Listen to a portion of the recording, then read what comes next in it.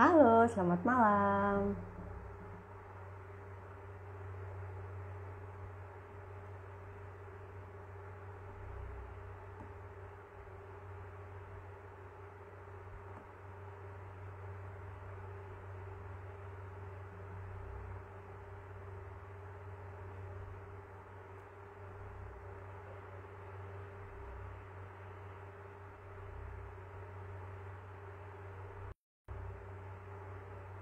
Halo. Hai, selamat malam semuanya.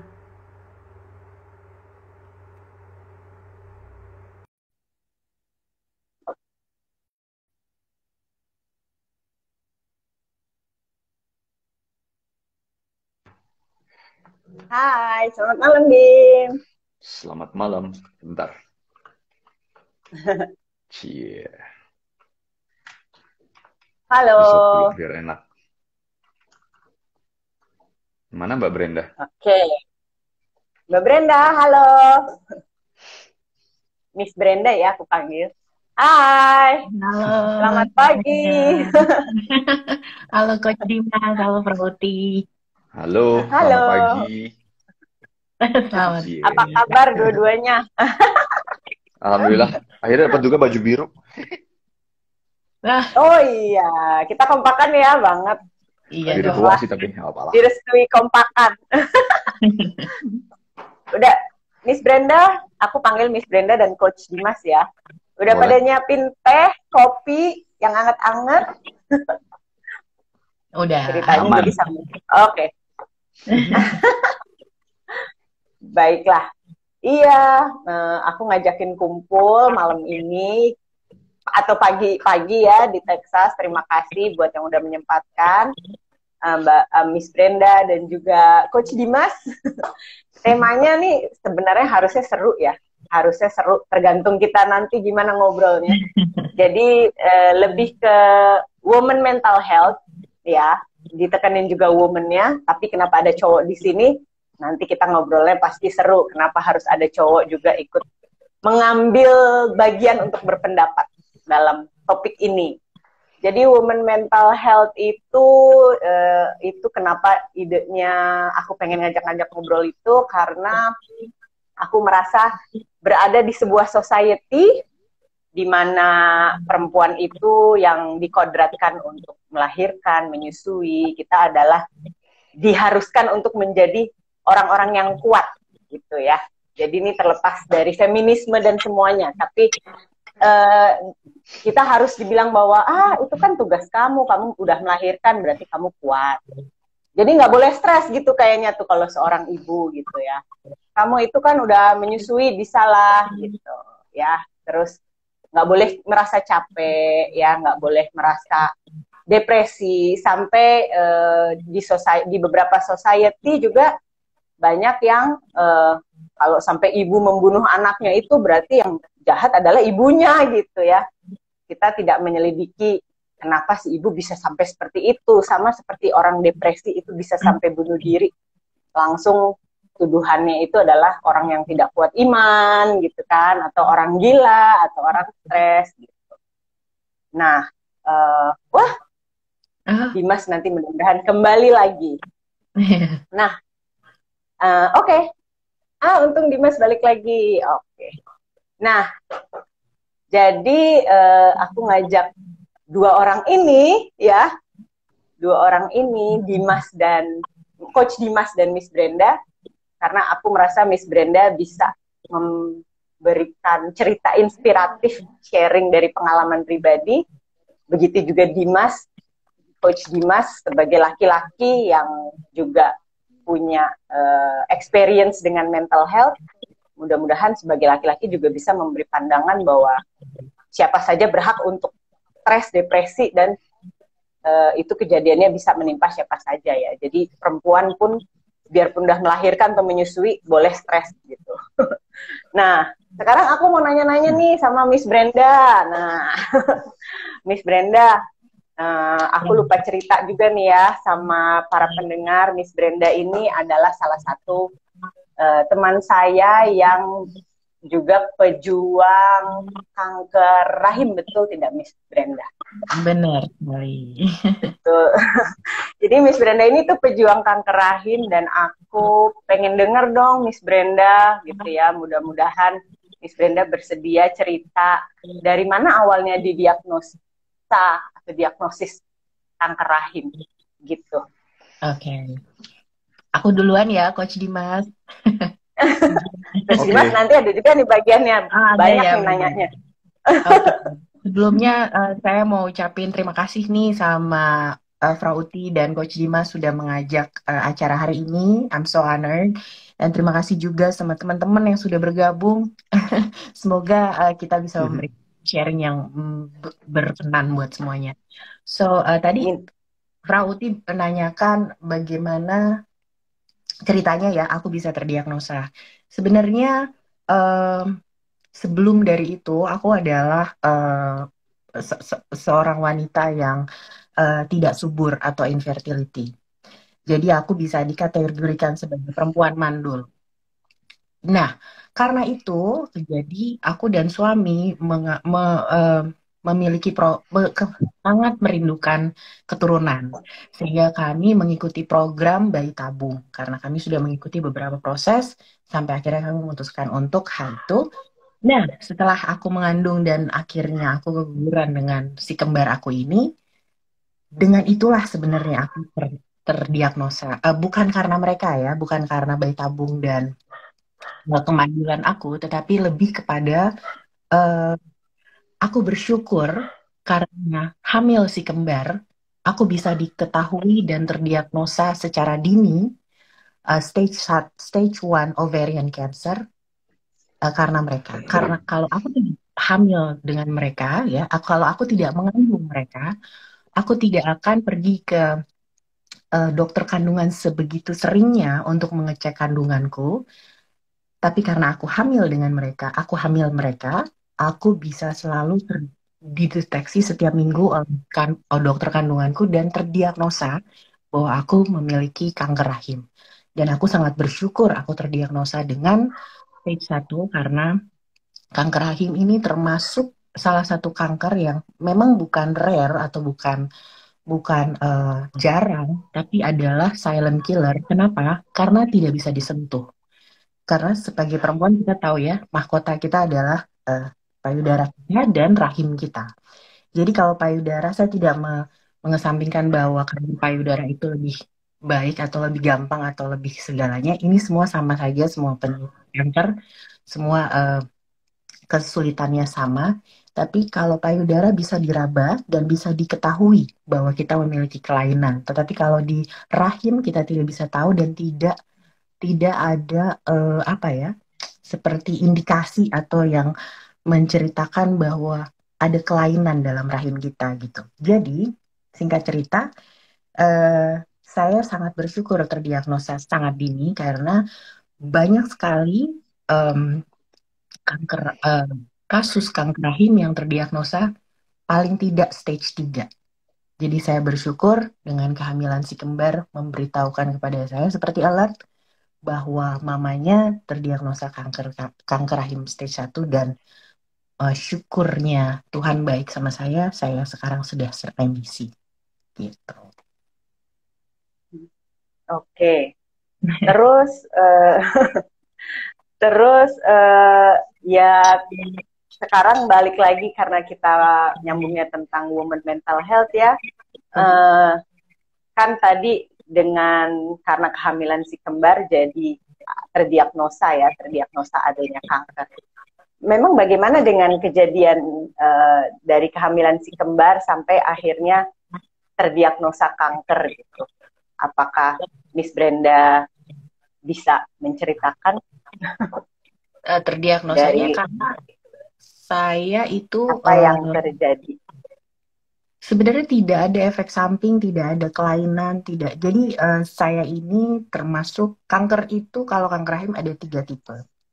Ada yang karena hormonal, ada yang karena genetik, dan ada yang karena faktor X. Nah, saya ini faktor X. Jadi kalau ditanyakan kepada dokter onkologi secanggih apapun, faktor X adalah X-Files ya. Nobody knows. Cuman Tuhan yang tahu kenapa. Jadi waktu saya tanya, kenapa saya bisa terdiagnosa? Ya itu, seorang spesialis onkologi pun tidak tahu apa alasannya, tapi yang pasti saya terdiagnosa itu karena pada saat saya keguguran si kembar, karena rahim saya itu, kalau kita mengalami sesuatu kejadian yang luar biasa dalam tubuh kita, biasanya kan kita harus eh, follow up check up ya, Frauti dan Coach Dimas. Nah, karena saya follow up check up kepada dokter kandungan saya, disitulah saya ketahuan bahwa saya memiliki satu kelenjar yang sangat tidak lazim yang ada di rahim saya. Tapi waktu itu dokter belum bisa memutuskan bahwa itu kanker. Dokter kandungan saya masih bilang itu adalah kista. Tapi pada saat saya di dalam ruang operasi, saya lagi di black lah istilahnya itu ya. eh, Dokter kandungan saya bilang ke suami saya bahwa ini bukan kista, tapi ini udah cancer. Jadi saya harus ambil bukan rahim, saya harus ambil ovarium kanan istri kamu gitu. Jadi diagnosanya Oke. karena abis eh, keguguran gitu. Oke. Wih, merinding ya, soalnya sama-sama perempuan nih. Nah, tapi yang bukan perempuan, ini Coach Dimas. Ini menurut saya Coach Dimas nih merasakan nih empati yang dirasakan para perempuan-perempuan yang mengalami stres, merasa butuh dukungan gitu ya, tapi tidak didukung oleh society gitu. Nah, kalau Coach Dimas sendiri, apakah ada pengalaman nggak dengan mental health? Mungkin dengan orang lain atau diri sendiri gitu. Terus biasanya triggernya bagaimana ya? Atau mungkin kalau pernah mengalami triggernya apa? Dan kapan punya kesadaran atau menentukan bahwa wah nih kayaknya harus dicek ke profesional nih gitu, ke tenaga profesional, ke expertnya gitu. Ceritain dong, Coach Dimas. Sebelum mulai ngomong ya, apa putus-putus nggak sih suaranya? Jelas nggak? Bisa dengar. Good. Oke ya, soalnya tadi agak-agak sedikit kayak robot gitu. Oke, sebelum aku mulai sharing, halo, jauh-jauh, Miss Brenda dari Texas. Buat teman-teman sama saudara-saudara yang ikutan, makasih udah banyak banget, jadi ada 3 orang total. Saku masa depan ini sebelumnya aku mau kenalin ini kakakku sendiri sebenarnya.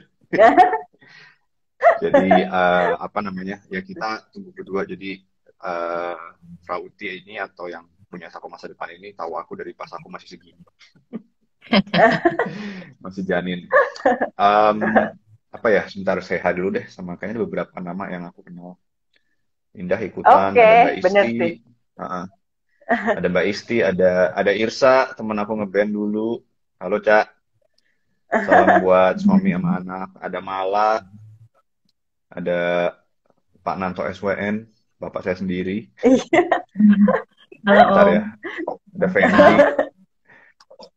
Fendi kakak iparku, Mbak Eka. Wah lumayan ya, syukurlah. Apa ya, mulai dari mana ya?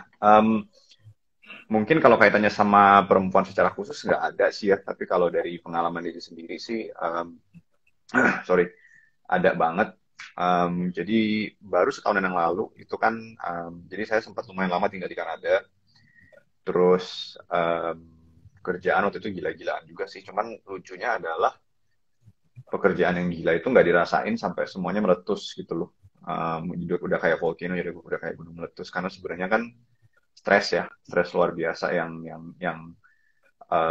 kita kebanyakan manusia, apalagi di Western Society, yang aku yakin Miss Brenda tahu banget lah seperti apa sih Western Society itu gitu kan.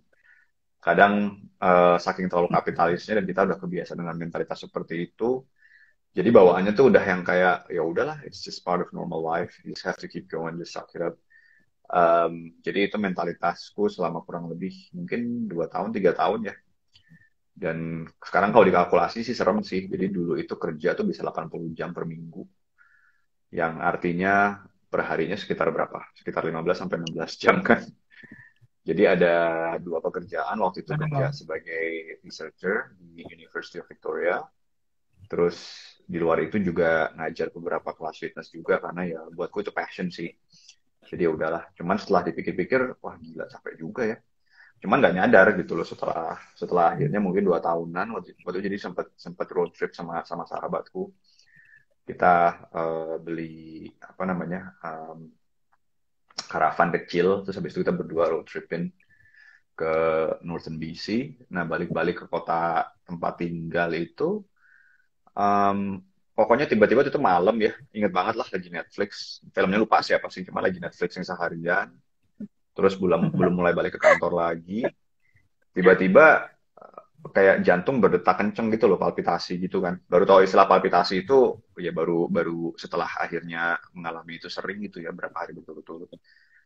Reaksi pertamanya karena nggak ngerti kan, ya panik lah. Ternyata yang namanya serangan panik atau panic attack itu ya seperti itu gitu loh.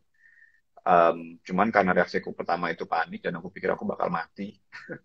Karena aku pikir itu serangan jantung kan, karena jantung tuh berdebar kenceng banget dan rasanya tuh udah kayak wah ini bakalan berhenti kapan aja.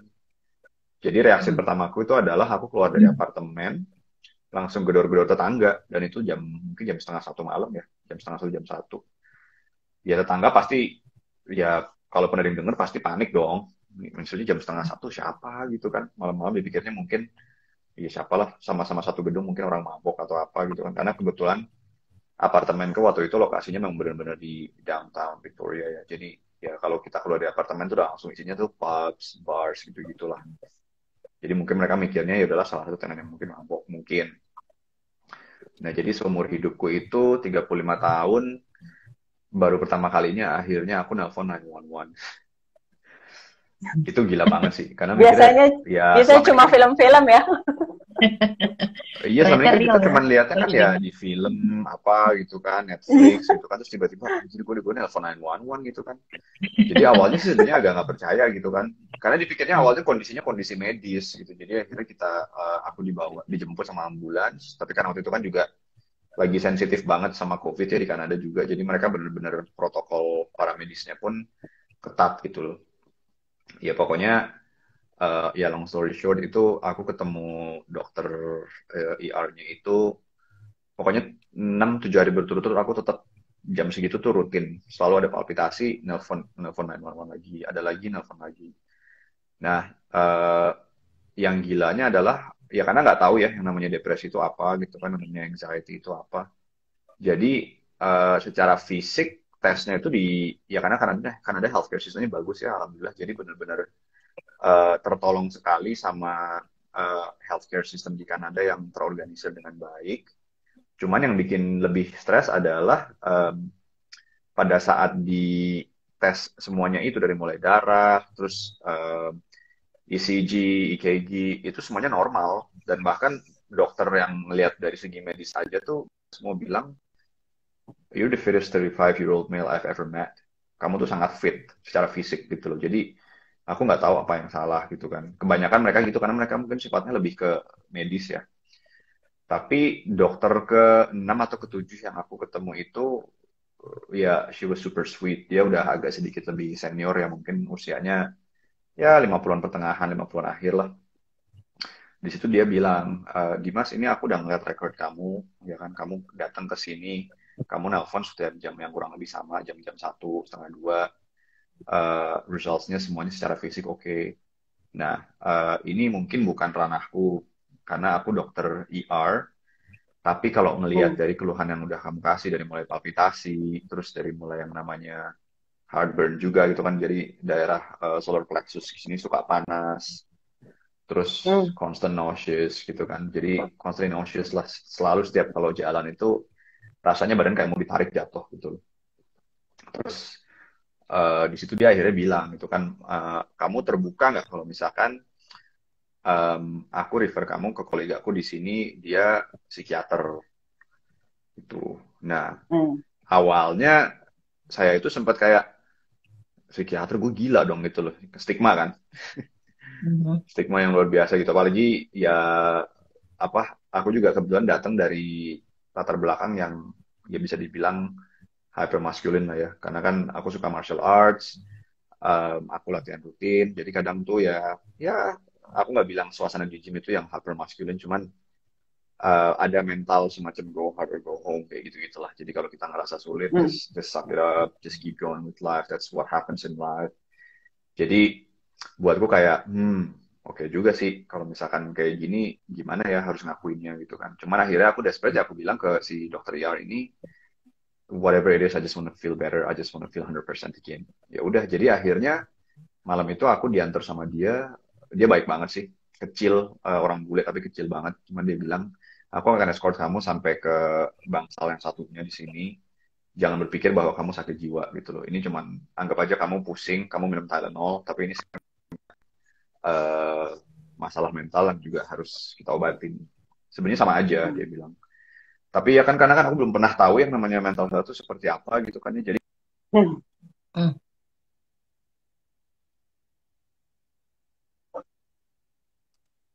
Oke, Dimas lagi ada masalah koneksi sebentar. Gak apa-apa, kita tunggu. Iya.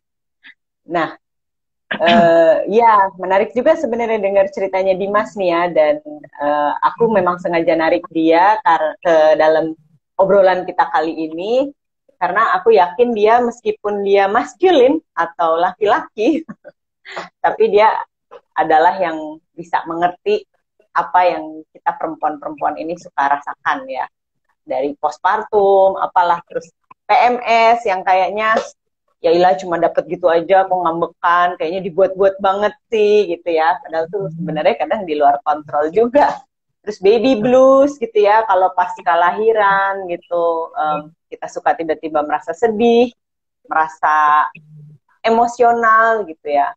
Nah ini sambil nunggu Dimas mungkin gabung lagi, Miss Brenda. Ya. Aku masih wow dengan cerita Dimas. I didn't know. Iya, sama. Iya, tapi nggak apa. Kita bikin tetap begini, jangan down. Iya, nah, iya. Mengenai emosi kita sebagai perempuan, emosi nggak berarti identik dengan marah-marah ya, tapi apapun yang biasanya di luar kendali kita. Oke, Dimas sudah kembali. Oke. Sebentar lagi dia gabung. Maaf. Nah, nggak apa-apa, Dim. Aduh, suka duka online ya. Iya. Tapi seru kok, jadi bisa didengerin dari orang yang jauh-jauh. Terima kasih buat yang udah ngedengerin dan baru gabung. Iya. Lanjut, Dim. Kita masih yang... Aku ini apa? Inspired by your story. I didn't know. Tapi lanjut dong. Kalian tadi lagi ngobrol lain. Enggak. Kita juga tadi langsung lanjut lagi dong. Enggak. Okay. Enggak. Ya, nungguin, cuman maksudnya nggak mati gaya. Tapi kita nungguin. Jadi sampai ke yang direkomendasikan ke psikiater, psikiater, ke teman dokter umum itu. Iya, dan ya itu inget banget, itu di jam mungkin sekitar 2:30 pagi ya, pas di Kanada itu aku belum ngomong ke siapapun, ke ya papa mama belum, ke ya kakak aku juga belum, siapapun yang ngedekat itu juga aku belum. Jadi masih karena ya sekali lagi karena mikirnya lebih kayak ke ya udahlah gue laki, masa gue nggak bisa handle ini sendirian sih. Ya pokoknya sih in brief ya malam itu aku menginap di bangsal rumah sakit jiwa di bangsal pasien sakit jiwa di itu apa namanya, Royal Jubilee Hospital di Victoria. Jadi di situ akhirnya kayak ya apa ya, pada saat masuk ke bangsal itu pun, nah kebetulan semua perawat sama dokternya yang pada tugas malam itu perempuan semua. Jadi somehow tuh ada perasaan kok lebih nyaman ya, somehow dibandingin kayak ya kalau ada dokter laki gitu. Mungkin agak sedikit diskriminatif sama gender, cuman somehow mungkin karena ya aku dan kakakku ini kan tumbuh lebih sering barengan ibu ya. Karena papa dulu pada saat baru udah mulai gede itu kan beliau lagi jadi dokter muda gitu, jadi jarang banget untuk bisa bareng sama kita. Jadi kayaknya tuh agak ada perasaan nyaman pada saat tahu bahwa perawat sama dokter yang lagi tugas malam itu kebetulan semuanya perempuan dan terlihat senior gitu. Cuman tetap aja sih rasanya kayak wah gila, aku dirawat di bangsal pasien sakit jiwa. Jadi selama perjalanan tuh ngelihat gitu loh, kayak ada orang yang sampai harus diikat biar nggak banyak gerak, terus teriak-teriak ngomong itu. Terus ya aku sampai berpikir gitu kan di apa namanya, di situ aku berpikir dalam hati, damn, I'm one of these guys right now, kayak gitu kan. Iya, Jadi kayaknya iya. rasanya tuh kayak wow ini gak bener nih, masa gue hidup kayak gini sih gitu loh. Jadi ya dari situ aku akhirnya mencoba untuk tidur, mereka kasih obat, mereka jelasin sih ya sekali lagi thank God for Canada gitu ya. Mereka ngerawat, tidur, besok paginya aku bangun juga udah cukup lebih seger, tapi langsung mual, langsung rasanya tuh kayak konstan gelap terus gitu kan. Di situ akhirnya pertama kali ketemu sama namanya psikiater, ya konsultasi dan 1,5 jam lah. Lama gitu, jadi dia bener-bener nanyanya tuh holistik banget ya dari A sampai Z, dari mulai bahkan agama pun kamu religius atau enggak, terus latar belakang keluarga. Jadi intinya selama beberapa hari berturut-turut itu dia berusaha untuk ngungkapin dulu stressersnya apa aja. Ya ini ya proses banget ya. Cuman yang paling aku nggak tahan adalah prosesnya itu perasaan gelapnya tuh makin dalam gitu loh. Jadi kayak udah sampai hari keberapa tuh ya, udah mungkin setelah hampir sebulan tuh mulai muncul suara-suara. Itu serem banget sih. Pada saat mulai muncul suara itu serem banget karena aku sebelumnya kan selalu ngelihat itu kan kalau misalkan denger selebriti atau public figures bunuh diri itu kan reaksiku tuh selalu skeptis kalau bilang ya aduh ini nyusahin orang banget sih, orang-orang sekitarnya kan kasihan. Ya setelah aku sendiri ngerasain depresi terus habis itu kayak suka ada suara masuk gitu kan yang bilang ya hidup itu nggak berguna atau kita tuh kayak terjebak dalam lubang hitam cuman nggak bisa keluar gitu loh. Susah ngejelasinnya gitu kan kadang, jadi ya kadang statement egoisku suka bilang ya kalau orang belum bisa ada belum pernah di posisi seperti itu untuk bisa paham apa yang gue alamin nggak akan bisa gitu loh ya. Dan bahkan untuk mencoba menjelaskan itu ke orang tua aku pun juga aku sempat agak takut karena ini naruh bahasanya gimana ya, karena nggak tahu maksudnya sehebat-hebatnya mereka gitu kan ya alhamdulillah mereka datang dari latar belakang pendidikan yang bagus, cuman yang berhubungan dengan masalah penyakit jiwa kan mereka nggak ada pengalaman gitu kan. Jadi dari situ itu ya itu it took a while lah before I started feeling like alright, you know what, I'm just gonna share it with everyone here, all of my friends, all of my relatives. Terus cuman apa ya pembahasannya sih, jadi aku di situ akhirnya reach out dulu ke teman-teman yang memang deket dengan profesi seperti itu. Kebetulan roommateku juga waktu itu dia orang Australia tapi udah lama tinggal di Kanada, dia counselor, dia yang pertama banget nolongin gitu kan. Cuman ya itu pokoknya banyak banget hal-hal yang baru buatku yang akhirnya bikin aku kebuka kayak oh ternyata antidepressants itu ya tidak seburuk yang kita kira ya. Antidepressants itu ya anggap aja itu Tylenol tapi buat orang yang punya masalah mental gitu loh. Nah kaitannya dengan perempuan apa gitu kan. Nah, somehow tuh dari semua dokter, dari semua nakes, dari semua di Kanada juga ada istilahnya mental health nurses gitu kan. Jadi memang nurse yang memang khusus untuk masalah mental gitu loh. Jadi dibagi dua rupanya divisinya, ada yang membuat masalah mental, ada yang membuat masalah fisik. Ya aku di-assign gitu kan buat satu mental health untuk nanganin aku. Di situ tuh dia ngajarin banyak banget grounding techniques dari mulai yang naruh es pada saat palpitasi jantung lagi berdebar gitu kan. Dan dari segi fisik juga diajarin juga kenapa sih sebenarnya kok kita bisa ngalamin palpitasi, bisa mual terus. Jadi lama-kelamaan ya dari yang dulunya aku akhirnya tuh aku bisa ngerti apa bisa begini ya, gitu, bisa begitu. Dan sekarang tuh kalau udah kayak denger yang namanya Suicide Prevention Day, terus World Mental Health Day, aku jadi bisa lebih memahami dan terjun langsung gitu kan, karena gue salah ngomong sedikit aja waktu itu mungkin gue udah nggak ada di sini gitu loh. Ya. Jadi dari situ somehow tuh juga aku ketemu ngobrol sama teman-teman atau saudara-saudara itu yang bisa lebih memahami situasinya dan bisa lebih ngasih comforting words, itu kebanyakan perempuan ya justru. Lucu ya, karena beberapa tuh udah banyak banget yang bilang kayak ya mereka mungkin tidak bisa mengerti oh mental health itu seperti ini gitu kan. Jadi pas aku cerita kondisinya seperti ini, beberapa ada yang malah jadi bercanda gitu loh, ada yang bilang man you need to get ya kan, you need to get laid, just get out of there, you've been single for a while, find someone, just have fun tonight, kayak gitu-gitulah. Jadi buat aku kayak this is more than that man, you cannot just do that. Jadi ya ya begitulah, ya kurang lebih. Mudah-mudahan tidak mengerikan ya. Aku wow.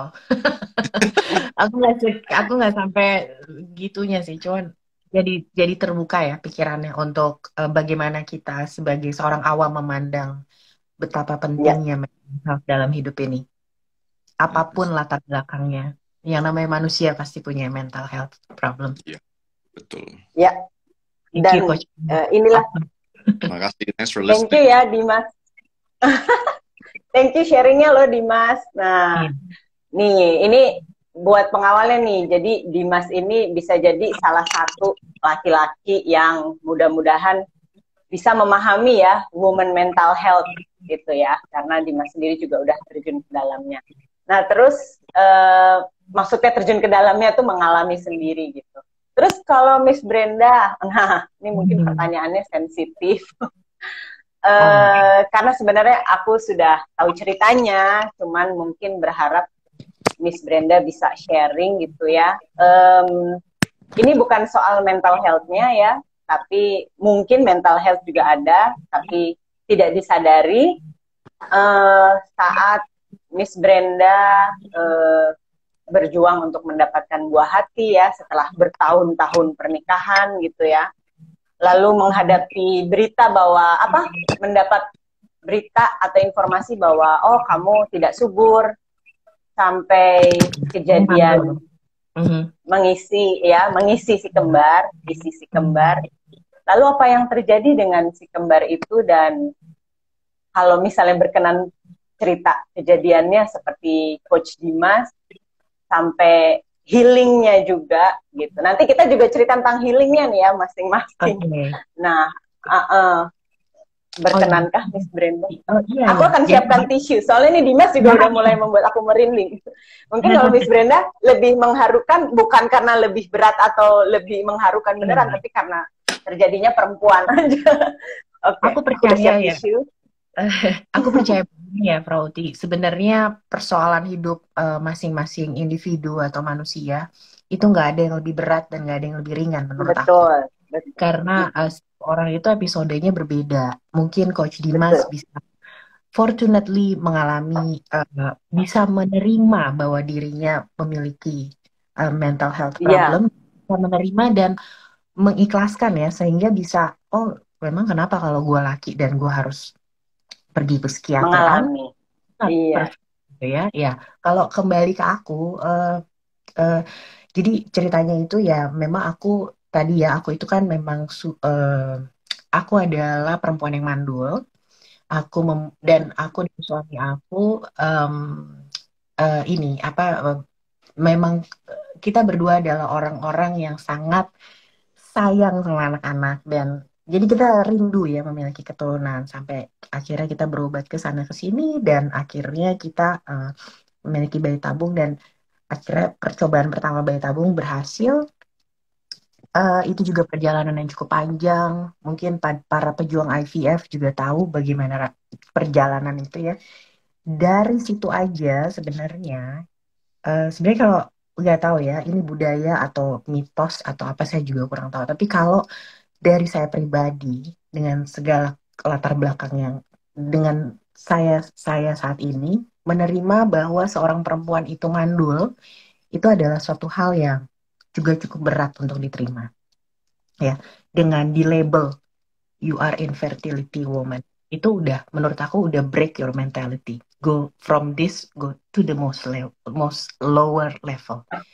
Kemudian perjuangan kami untuk memiliki keturunan, harus menerima sakitnya. Saya nggak bilang sakit gimana, karena selama sakit itu kan mungkin para pejuang bayi tabung tahu ya, itu setiap hari harus disuntik. Dan saya orang yang sangat takut jarum suntik tadinya. Dari yang sangat takut sampai menjadi friendly, itu juga perjuangan mental yang luar biasa. Kalau cuma sakit badan mungkin bisa dikasih kayak tadi Coach Dimas bilang, kalau sakit kepala bisa pakai Tylenol, kalau sakit disuntik bisa pakai painkiller. Tapi hati ini kan sedih banget gitu ya, kok gue mesti harus mengalami. Iya gitu, Oke. disuntik hormon gitu hanya untuk gue biar aku tuh bisa mengandung gitu ya. Dan akhirnya Tuhan baik, aku diberikan kesempatan untuk mengalami rasanya mengandung seorang janin gitu ya. Dan Tuhan kasih lagi aku apa begitu berkat yang luar biasa. Dokter sendiri bingung karena yang ditransfer kan kita kalau bayi tabung bisa request ya. Misalnya mau perempuan, mau laki-laki, mau kembar, gitu bisa ya. Atau Oke. mau triplet juga bisa gitu ya. Gitu. Bisa request lah. Ini permainan medis. Singkat cerita, aku nggak bisa request. Kenapa? Karena dari semua embrio yang menjadi janin itu nggak ada yang sehat gitu. Jadi janinku itu tidak sempurna karena tidak dibuat, nggak tahu gimana bahasa medisnya, tapi pembuahan tidak sempurna sehingga kalau aku dipaksa untuk mengandung dengan janin yang tidak sempurna, kemungkinan besar bayinya akan, mohon maaf ya, mungkin menjadi berkebutuhan khusus atau mungkin apa handicap gitu ya, apa eh, Cacat. iya Cacat betul. lah bahasa Iya kasarnya ya. bahasa kasarnya ya, minta maaf sebelumnya. Jadi tidak dianjurkan oleh dokter aku. Jadi cuma ada satu embrio yang sehat. Jadi aku pikir, wah ini harapan aku cuma satu-satunya ini. Jadi ditransferlah ke dalam rahimku si janin sehat ini.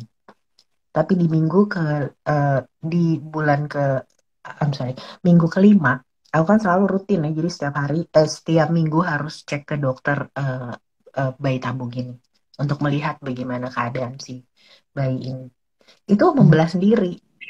Jadi si bayi ini kembar Oh, membelah sendiri. Jadi iya. Oke. tidak ada bantuan medis, tidak ada bantuan apa. It's just a miracle from God gitu. Jadi Hmm. karena dia dari satu karena dia dari satu telur dan dari satu janin sehingga mereka adalah bayi kembar identik dengan sama genetik sama gender. Jadi mereka sama-sama perempuan dan yang mirip Oh, banget. Iya, jadi aku udah wah, aku seneng banget ya. Semua pencobaan kesakitanku ke ke terpurukanku, mental keterpurukanku bahwa menerima bahwa aku tidak sebenarnya tidak subur dan segala macam itu terbayarkan lah. Jadi akhirnya aku mengandung bayi kembar, aku seneng banget luar biasa. Aku sampai bersujud aku pada saat dikasih tahu itu. Padahal tahu ya perempuan-perempuan di sini kalau ke dokter kandungan kan kalau lagi diperiksa janinnya kita kan di dalam kursi yang sedang diangkat kakinya gitu ya. Hmm. Aku bisa iya. sampai gue dorong aja tuh kursi, gue dorong kaki gue langsung, aku bersujud syukur, aku peluk suamiku terus kita yang bersyukur sama-sama pada saat kita dikasih tahu bahwa kita mengandung bayi kembar gitu. Itu Hmm. it's a miraculous moment ever in my life. One of the, aku bersyukur banget Tuhan baik sama aku gitu ya. Nah, akhirnya di minggu ke-20 aku keguguran. Keguguran nama keguguran aku apa yang menyebabkan keguguran aku adalah placenta abruption. Placenta abruption itu mungkin teman-teman di sini juga ada yang sudah tahu bahwa ari-ari atau plasentanya itu melepaskan diri dari si janin sehingga si janin ini perlahan-lahan mati perlahan. Kelaparan. Iya, tidak bisa bernafas karena kan ari-ari itu yang menyambungkan hidup mereka ya. Kayak kalau kita Ya. kan percaya ari-ari itu adalah anak ke berikutnya gitu ya, karena mereka yang memberikan hidup, memberikan nafas, memberikan makan dari mama ke anak. Nah itu lepas. Jadi si kembar ini mati perlahan di dalam perut saya gitu. Nah, saya nggak tahu tuh waktu itu, saya pikir saya cuma sakit perut biasa ya, biasa kan. Ya sama lah kayak Coach Dimas. Ah biasa kali ini gitu ya.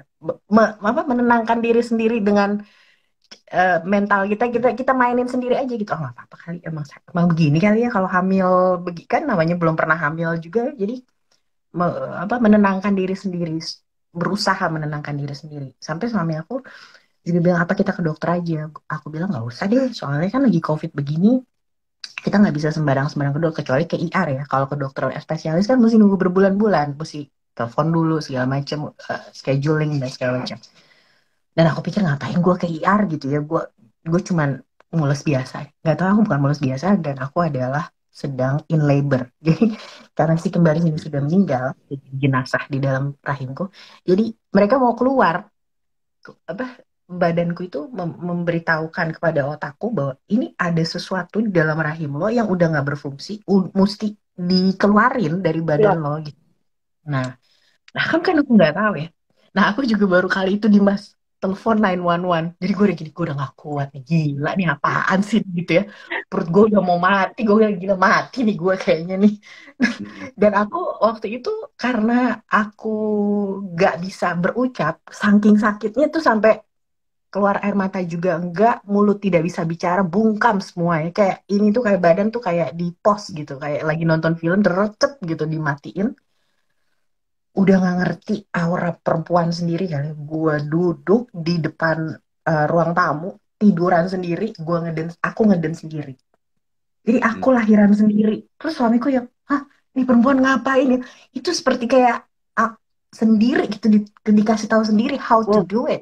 Ya, aku nggak pernah nonton film yang cukup ekstrim bagaimana melahirkan, bagaimana gitu. Aku nggak tahu sama sekali. Aku duduk, buka, sorry ya, aku buka kakiku, aku tiduran, terus eh, apa namanya? Apa sih Uti yang itu pecah apa? Air Mengejan. ketuban. Oh, ketuban, ketuban. Terus basah dong. Aku kan waktu itu rambutnya masih panjang ya, belum cancer. Jadi ini kok apaan nih banjir gitu gue. Duh, ini apaan gue udah nggak tahu deh. Terus si Klaus sudah nelfon 911. Nah, tapi kan it takes time. Mereka 5 menit, 7 menit lah. Nah, aku kan udah nggak bisa nunggu gue lahirin nanti. Jadi anaknya aku pegang gitu ya. Terus aku gini, ini apaan ya? Ini otak udah berhenti jadi manusia. Udah jadi mesin. Udah nggak ada feeling. Udah nggak ada rasa. Udah nggak punya akal sehat. I am not a human back then when I was delivered the baby. Because aku yang gini, gue kenapa ya? Gak nangis, gak kesakitan, saking semuanya itu menutup eh, rasa sakitku, nerve aku semua itu udah nggak berasa Uti. Jadi kayak udah yang, gue kenapa ya? Gitu. Ini apa ya? Aku nggak banget sampai ngeliatin si jenazah si bayi pertamaku. Ini apaan ya? Masih. Terus aku diam melihat. Karena aku tergeletak tergeletak di lantai, aku lihatnya cuma ceiling kan sambil ngeliatin dia sambil gini. Masih begitu. Dan then perempuan si emergency datang, weng weng weng weng, gitu. Itu aku udah nggak ngerti ceritanya gimana. Tiba-tiba itu orang-orang, kan kalau orang IR di sini gede ya, karena mereka juga firefighter kan. Jadi orang Iya. gede masuk ke rumahku ada kali 8 orang. Eh, oh, nggak apa-apa ya, Coach Masnya ke itu. Iya. Nanti kan Coach Dimas dapat rekamannya. Oh iya, aku lanjut aja ya. Iya. Kalau gitu. Nggak apa-apa, nggak usah Lanjut. nunggu. Iya, jadi aku kayak ditampar-tampar Uti sama si coach, sama si coach ya, sama si Coach sama Dimas. si gue jadi keinget si Dimas nggak nyambung. Nah, sama si apa? Sama si Sama IR petugas itu. IR. Iya. Mm-mm. Karena ternyata aku pada saat itu adalah serangan jantung, gitu. Jadi detak jantungku tinggi sekali. Itu bisa aku bisa lewat di situ. Terus udah gitu, aku sudah tidak sadar. Sebenarnya tuh ini semua badanku tuh udah shutdown kalau komputer.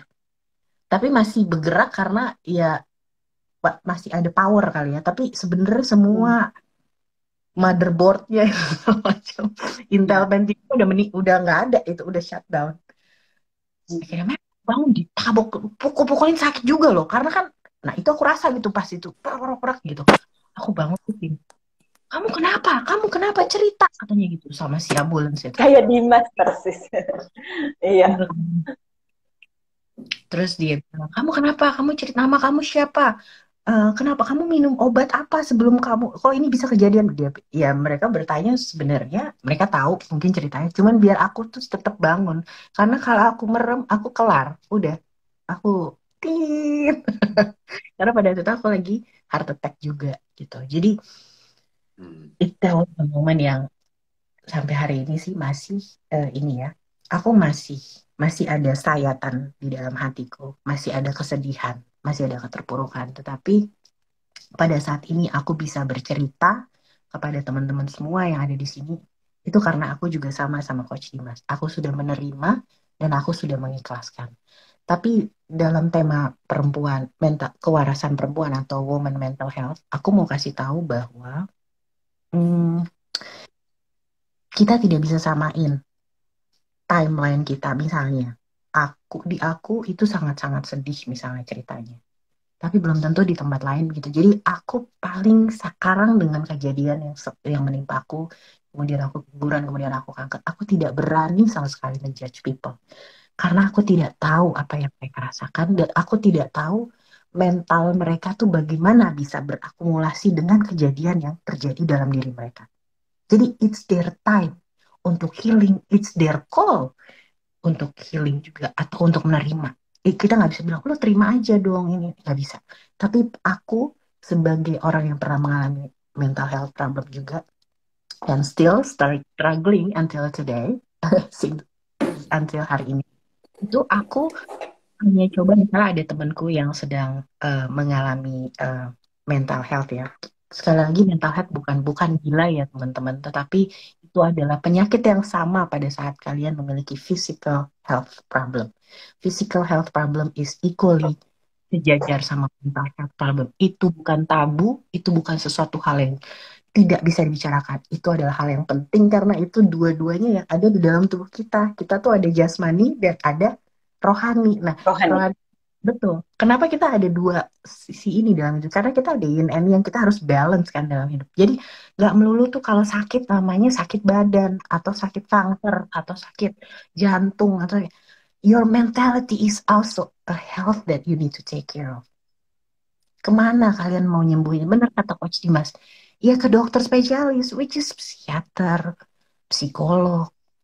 Ya, terus kalau aku di sini, aku juga sempat ke psikiater, ke Coach Dimas. Aku dan suami juga terkena mental health setelah semua yang terjadi dalam hidup kami. Aku ke sana, tapi kebetulan mungkin aku belum perlu obat penenang ya. Tapi obat bantuan maksudnya tidak perlu diresep. Tapi pada saat apa namanya? eh, aku sempat minum Xanax juga waktu aku keguguran karena aku nggak bisa tidur. Ya kayak gitu ya. Itulah yang namanya dibilang panic attack kali ya. Orang bisa bilang, Brenda biasa aja kali. Kamu tidur aja, minum aja obat tidur. Obat tidur tuh udah nggak ngaruh di aku. Aku harus high level as a Xanax to makes me close my eyes and sleep gitu. Kalau nggak aku ini kerja terus mikirin semua yang telah terjadi dalam hidup ini. Kalau nggak ya aku minum. Tapi memang aku dibatasin hanya cuman 20 apa namanya 20 pil waktu itu. Jadi cuma sesudah 20 pil kamu nggak bisa nggak bisa apa pil Xanaxnya nggak bisa di apa sih namanya di reimburse lagi di resepnya berhenti cuma sampai segitu gitu. Karena menurut dokter aku nggak perlu lagi. Nah, singkat cerita, kenapa sih orang tuh perlu apa kita tanpa sadar ya, apalagi orang-orang dengan budaya Indonesia, aku percaya bahwa semua orang Indonesia itu punya agama ya. Kenapa kita suka datang ke ustadz atau ke apa namanya ke Habib atau Dukun. ke Habib apa Oh, ya enggak. ke apa namanya apa sih kayak pemuka-pemuka agama di agama yang kita anut ya itu sebenarnya kenapa kita suka sharing kan sama misalnya Pak Ustadz saya nanya dong kenapa sih saya begini-begini kenapa kehidupan pernikahan saya begini kenapa saya sakit atau Pak Pendeta saya kenapa ya ada sesi tetap bertanya itu sebenarnya bagian dari healing menurut aku tapi berdasarkan religion. Mereka tuh sebenarnya fungsinya sama aja kayak psikolog. Cuma mereka psikolog dari segi agama, bukan dari segi medis. Kalau psikolog yang dari segi medis memang mereka sekolah dengan latar belakang psikiater atau psikolog. Tapi itu sama aja sebenarnya kita mencari ketenangan dan jawaban dari pertanyaan peliknya hidup ini gitu loh. Jadi itu sebenarnya sama aja dari program kita healing dengan masalah-masalah kita. Kemudian kenapa sih kita tuh suka cerita sama temen yang menurut kita comfort. Misalnya aku nih, aku comfort cerita sama Uti. Frauti, aku tuh begini loh. Aku kemarin itu kanker begini loh perasaanku. It because I am trying to heal myself by telling you my story. That's the Iya. bottom line. Because I don't know where I'm going to go, ya. Ya aku tahu tuh cuma curhat. Curhat itu bagian dari healing menurut aku. Cuman kita nggak tahu aja. Sebenarnya kita kan dengan kita verbally menceritakan cerita kita itu bagian dari kita tuh curhat ya sharing minta pertolongan atau sekedar didengarkan. Aku nggak perlu jawaban dari Uti misalnya, Miss Brenda, kamu mendingan minum teh herbal aja. Miss Brenda, mendingan kamu beli minyak ini aja yang untuk menenang. I don't want to listen of that. I just want you to listen to me about my Iya. problem. I just want you to be extra ears and extra shoulder when I cry. Itu doang. Jadi kita tuh terserah ya kalau kita lagi mengalami namanya breakdown, kesedihan, ditinggal seseorang yang kita cintai, orang tua, atau seperti Coach Dimas misalnya terlalu banyak bekerja sampai sampai nggak tahu lagi bagaimana ini sebenarnya bener gak sih yang gue Mengatur. nah Heeh. mengatur hidupnya ini udah balance apa enggak sih, oh tapi memang begini kali ya kalau hidup di sini kayak gitu ya kita. Tapi dengan kita bercerita ke teman, dengan kita ikut perkumpulan di dalam agama kita, atau kita bercerita ke pemuka agama kita, atau kita pergi ke medis yang memang mengerti seperti psikolog dan psikiater, it's part of you trying to heal your mental health. Itu menurut aku. Jadi jangan pernah mengunderestimate orang yang kalau misal, tapi ada juga sih kita juga mesti smart ya as a person. Misalnya ada orang yang emang apa-apa di komplain, sedikit aja komplain, nah itu kita udah tahu, oh berarti lo emang ini aja, kamu memang tipe orang yang komplainer. It's different, people yang komplainer sama people yang emang bener-bener, friend please help me, I need somebody to Mm-mm. talk, because when I talk to you it's part of my healing of my mental health problem, apapun itu mental healthnya. Kadang kalau misalnya aku juga masih suka nangis kok, aku juga masih suka bersedih. Ya, aku human being. Aku masih manusia yang masih punya rasa bahwa aku sedih dengan kehidupanku yang tidak sesempurna perempuan lain. Aku masih manusia. Aku bukan dewa-dewi atau yang bilang, oh itu mah biasa. Enggak, itu nggak biasa menurut aku. Tapi yang bagus adalah bagaimana kita bisa menerima ketidakbiasaan itu, ya, menerima itu dulu di hati kita, diademin dulu, oh gue emang sakit ya, oh emang gue mandul ya, oh emang gue punya penyakit panic attack, oh emang gue pernah punya penyakit mental health, terima dulu itu. Nah, bagaimana kita deliver to the society atau deliver it to people, itu terserah kita. Ada juga, aku juga nggak masalah sama orang yang tidak mau bercerita, didiemin aja gitu, itu hak mereka juga. Mungkin itu part of healingnya mereka ya. Ada orang yang misalnya, aku cewek kali ya, mungkin karena aku punya cerita ini, aku cerita-cerita ke semua orang misalnya. Ada orang yang, enggak, aku cuma mau berdiam diri, aku cuma mau menunduk berdoa dan berbicara sama Tuhan. It's fine. Whatever you do to make your mental health back to normal, it's all your call, all your style. Ya, selera kalian masing-masing. Kayak makanan aja. Misalnya Prauti suka sama apa? eh, Vegan food misalnya. Sambal. Ya. Sambal misalnya Coach Dimas suka juga misalnya apa gitu ya, ya aku misalnya singkong goreng, aku kan nggak bisa bilang gue harus suka yang si Coach Dimas suka, enggak dong. Kalau aku mau suka apa balado apa yang lain kan boleh dong, sambal ijo misalnya nggak harus sambal terasi, ya boleh dong, cara aku kan boleh berbeda. Tapi yang paling Hmm. penting cara itu terserah apa aja, kita bisa minta pertolongan mental health kita kepada siapa aja, boleh yang tadi aku sebutin. Tapi yang penting itu kita berbesar, as a human being, kita harus berbesar hati bahwa sedih itu ada, jatuh dalam hidup itu ada. You have to accept that. That's life. Terus kamu gagal itu ada, ya. Kamu sakit itu ada. Kamu kehilangan orang yang kamu cintai itu ada. Kamu mimpi kamu hancur berantakan itu juga ada, gitu. Itu terima dulu gitu. Nah, caranya menerima balik lagi gimana? Nah, itu aku nggak tahu. Mungkin orang yang lebih expert lebih tahu. Tapi halo. Halo, Yap. ya, kita masih dengar. Oke, oke, Miss Brenda nih bermasalah dengan koneksi. Mungkin menuju ke Coach Dimas dulu. Coach Balkan. Dimas, nggak apa-apa. Coach Dimas, bagaimana kalau healing proses atau bagaimana peran olahraga dalam healing proses? Kita ada waktu sih 5 menit lagi, bisa untuk Ya. penutupnya dengan healing proses itu. Nah, dirimu kan sport enthusiast nih. Nah, bagaimana sport itu bukan hanya sekedar hobi, tapi apakah itu juga membantu dalam healing proses, atau ya boleh diceritain? Ya, Mudah-mudahan nanti Miss Brenda balik ada waktu. Oke. ya mudah-mudahan dia cepat balik lagi ya. Em, Perannya besar banget sih ya. Jadi sebenarnya kalau dari aku sendiri, jadi pada saat lagi puncak-puncaknya depresi tahun lalu itu, dan sepertinya juga sulit untuk berharap ya society itu bisa ngerti, orang-orang terdekat bisa ngerti. Aku tahu yang bisa nolong itu satu-satunya ya yang tadi kayak Mbak Brenda bilang ya, apa, diri sendiri gitu loh. Kita bisa bisa bisa berbuat apa gitu kan. Ya satu pasti nemuin ya like minded people juga, komunitas. Cuman kalau kita balikin lagi ke apa yang kita suka ya, kebetulan kan aku di sini kan diundang kan karena kapasitasku juga sebagai ayo aku nggak mau bilang expert juga sih. Inilah apa namanya, hobbyist lah ya di bidang aktivitas fisik gitu.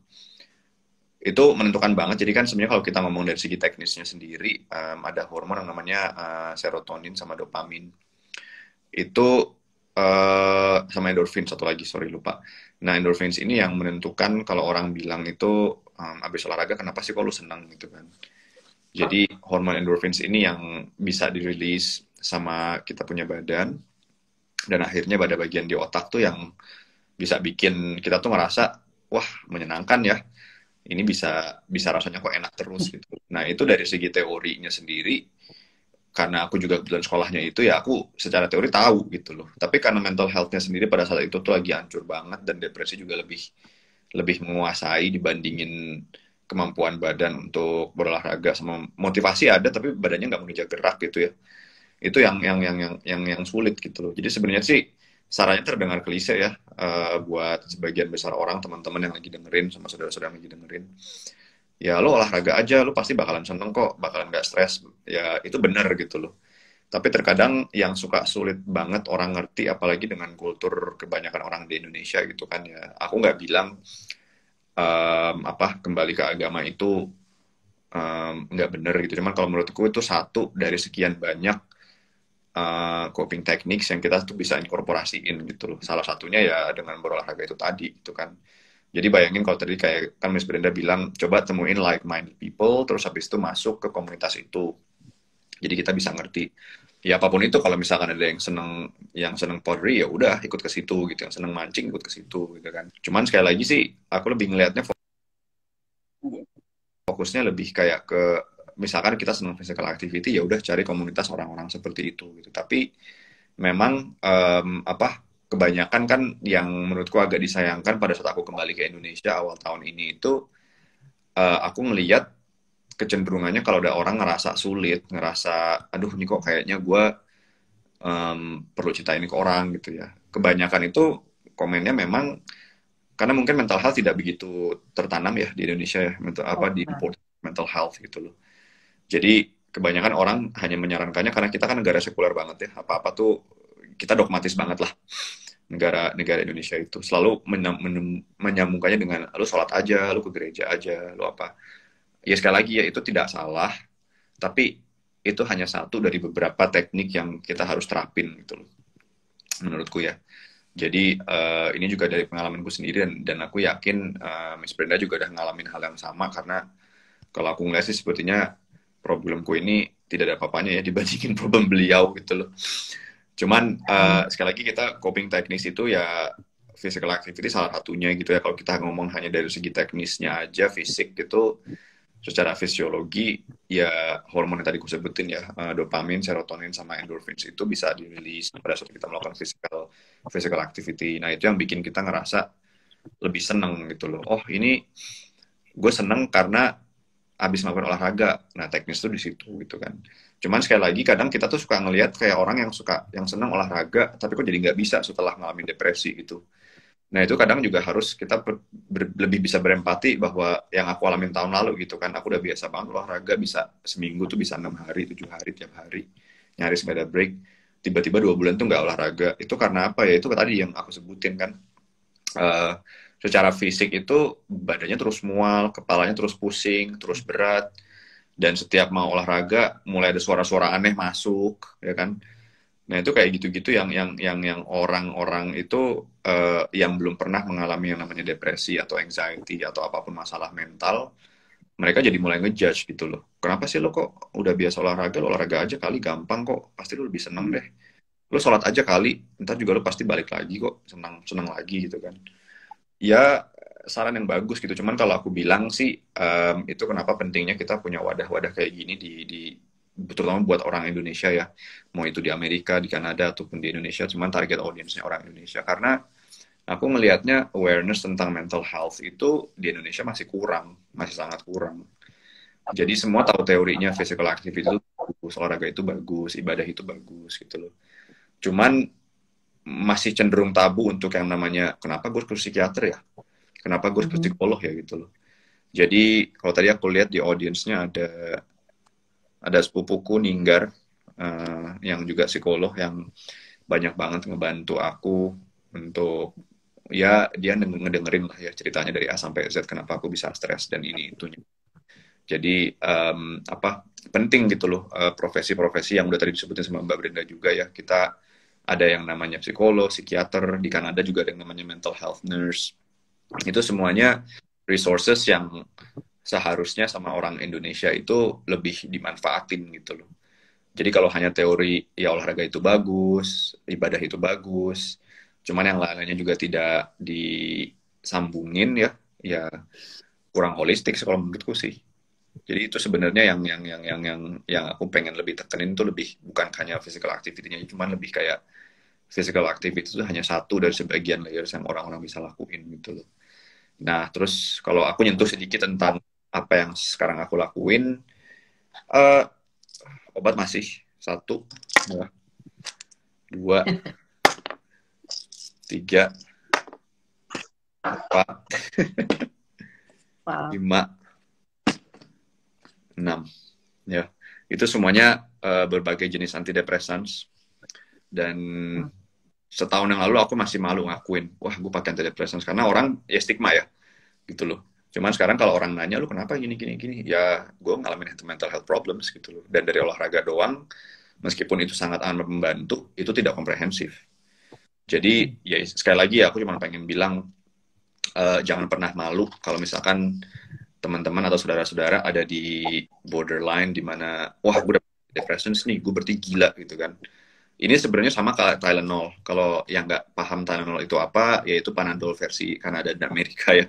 Jadi kalau di Kanada orang pusing, di Indonesia orang pusing minum Panadol. Nah itu sama. Kalau tiba-tiba ada panic attack, tiba-tiba ada palpitasi, tiba-tiba mualnya nggak hilang-hilang dan ada deep dark thoughts gitu kan, terus ada suara-suara. Nah ini buat ngusir itu semua gitu loh. Nah apakah sifatnya permanen atau enggak? Itu sekali lagi tergantung ya. Kalau misalkan holistik, kita bisa ngegabungin itu sama, ya itu tadi yang Mbak Brenda bilang, nemuin komunitas yang tepat, terus digabung sama ibadah juga, digabung sama olahraga juga, ya insya Allah itu nggak akan jadi masalah gitu kan. Cuman sayangnya memang masih banyak banget stigma sama judgement yang cenderung menurutku sih kayak mendiskreditkan orang-orang yang malah jadi malu ya untuk cerita bahwa gue jadi betul. Nah ini kan. Itu penting tuh ulang lagi. Coba Coach Dimas. Itu penting tuh. Makanya ini harus diposting ini nanti nih obrolan kita, ngopi-ngopi kita di sekarang nih harus memang diposting. Betul.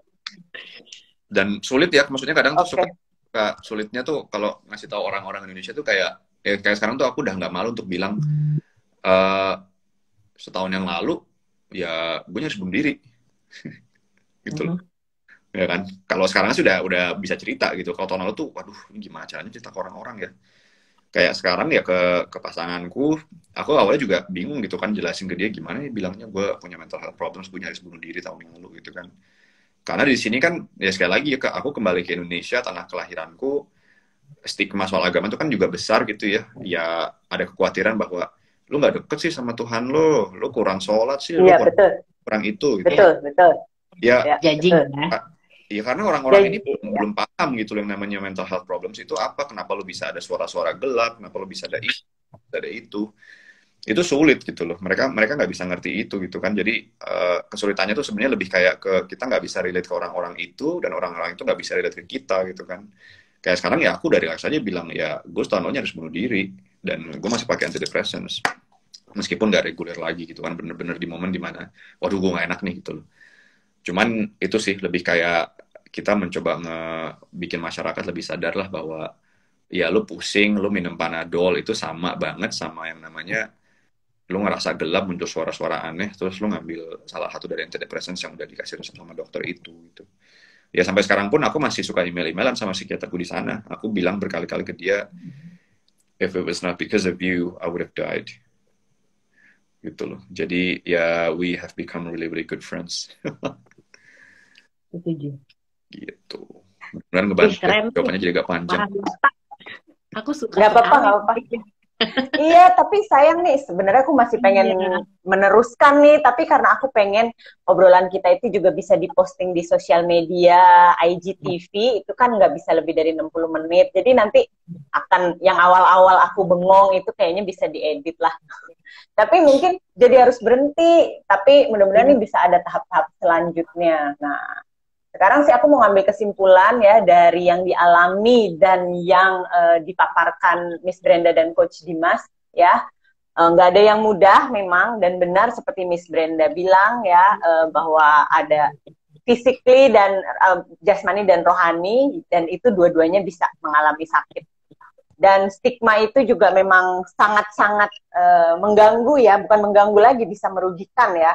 Jadi kalau dalam kata-kata Dimas itu, stigma membuat orang juga malu mengakui, Miss Brenda juga begitu, dan sama kita hubungannya ke women mental health ini juga adalah bagaimana perempuan-perempuan itu mendapat judgment karena mental health problemnya. Makanya aku ngundang Dimas di sini sebagai laki-laki yang aku harap juga bisa mewakili suara perempuan meskipun dia laki-laki gitu ya, bahwa itu sesuatu yang tidak bisa dianggap enteng gitu ya. Jadi ini awalnya aku bikin karena aku sering melihat bagaimana seorang ibu itu masuk penjara karena membunuh anaknya gitu ya. Ternyata kalau ditelusuri dia membunuh anaknya karena apa? Dia depresi, dia terlalu sayang sama anaknya sehingga dia menganggap anak saya nggak boleh hidup menderita di dunia, dia harus balik lagi aja ke surga. Akhirnya dia bunuh. Ya, jadi itu sebenarnya suatu yang kalau kita tidak mengalami apa yang dialami ibu itu, kita juga nggak ngerti. Sama seperti orang depresi, kenapa jadi bunuh diri gitu ya.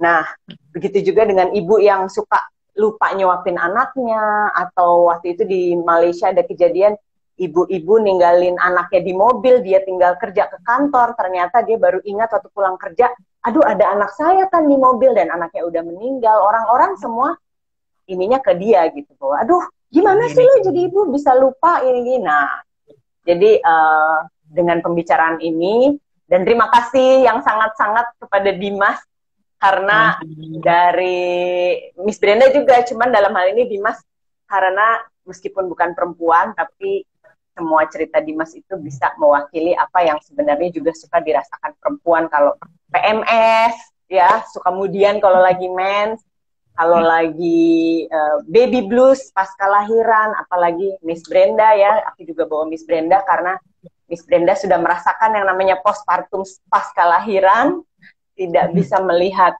anaknya dan belum bisa melihat anaknya, dan setelah itu sebulan kemudian ya diagnosis kanker rahim, tapi semuanya kita sekarang bertiga nih mudah-mudahan bisa memberi inspirasi dan menyehatkan diri kita masing-masing juga, buat Dimas, buat Miss Brenda juga.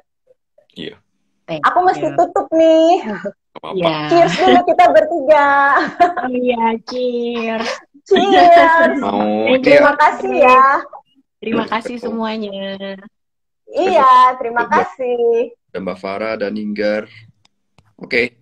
Iya. Ya, Mbak Uti. Mudah-mudahan bisa lebih ya terbuka lagi lah. Kita punya wadah banyak kayak gini buat orang-orang Indonesia, terutama pun lokasinya, karena ya sekali lagi ya stigma itu benar kuncinya buat orang Indonesia sih. Iya. Terima kasih. Oke. Sama satu lagi boleh nggak? Satu lagi. Boleh. Aku suka kalimat ini. Who am I to judge? Yeah. Aku suka banget itu. Jadi menurut aku just do it and absorb the meaning of that word. Who am I to judge? You nobody. Kita semua sama. Jadi jangan pernah bilang kok lo begini dan gue begitu. Gitu. Kok jadi kayak nyanyi Bruri ya? Engkau begini, aku begitu. nggak kenal kita generasi tahun berapa deh? Umuran lah semuanya. Ini ya, terakhir satu lagi aja. Iya. Boleh. Buat semua teman-teman, saudara-saudara yang nonton, makasih banyak udah stay tuned from the very beginning until the very end. Aku cuma pengen bilang buat semua di sini yang lagi nonton, yang udah pernah melewati fase yang sulit juga. Seperti yang Ninggar tadi bilang, stay strong. Ya, makasih ya Ninggar.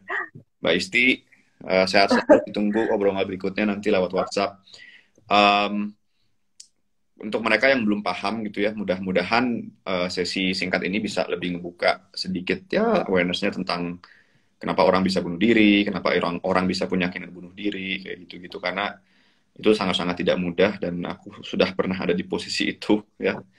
Jadi ya sekali lagi tadi Mbak Brenda bilang jangan pernah menjudge orang apapun itu problemnya, terutama kalau mereka datang tiba-tiba pengen cerita. Jadilah pendengar yang baik gitu loh, terutama kalau udah bilang gue ada problem nih gitu loh. Karena sebenarnya orang yang punya mental health problems itu hanya perlu didengar ya. Jadi sebisa mungkin jangan jadi egosentris pada saat mendengarkan orang-orang yang punya mental health problems. Jangan jadi balik cerita tentang dirinya sendiri. Karena aku pernah punya respon seperti itu gitu, dan itu nggak enak gitu. Karena kita jadi ngerasa makin sendirian. So, think deeper about it. Terima kasih. Sehat selalu. Terima kasih juga. Terima kasih ekstra buat Enggar dari Jerman. Makasih juga, Enggita. Bye semua. Bye. Bye.